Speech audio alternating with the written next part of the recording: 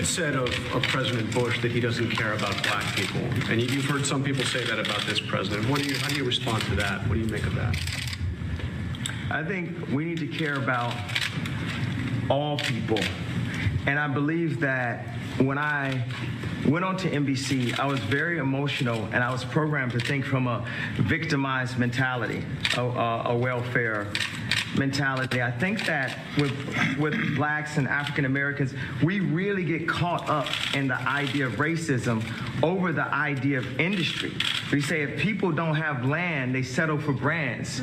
We want Polo Sport and Obama again. We want a brand more than we want land, because we haven't known how it feels to actually have our own land and have ownership of our own blocks. So when you don't have ownership, we don't know what it feels like to have ownership of our own blocks. Kanye, you might want to go look up Rosewood to see what black people own. You might want to go look up, of course, Wall Street near Tulsa to understand that. You might want to go look at those black towns that black people created in North Carolina and Virginia. The reality, Kanye, is after slavery, after the Civil War, black folks who were not given land, who were not given money, who were not given horses, who were not given anything, actually put their meager resources together to actually create their own communities, buy their own land, open their own stores. That is what happened. But what you need to quite understand, Kanye, is because of systemic racism and white supremacy in this country, black land was stolen from African Americans. In fact, you had individuals when black folks dared to even speak out about voting. Then they said, we're not going to extend you any credit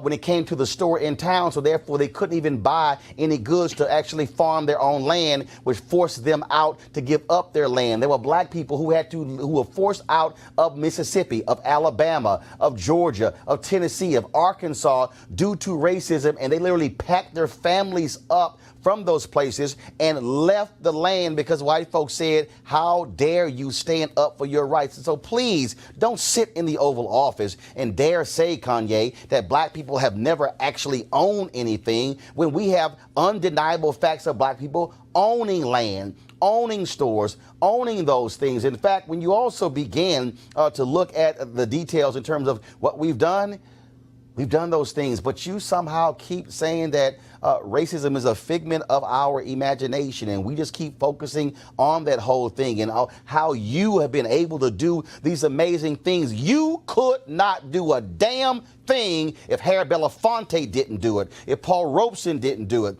if Sidney Poitier didn't do it, if Berry Gordy didn't do it. Those were the people who took the daggers of Jim Crow, who took the indignity of not being able to walk through the front door and have to walk through the back door to allow you to be able to do what you do in music. Don't you dare act as if what they endured, somehow they were weak and somehow you were so much stronger when they paved the way for you to be able to do what you did.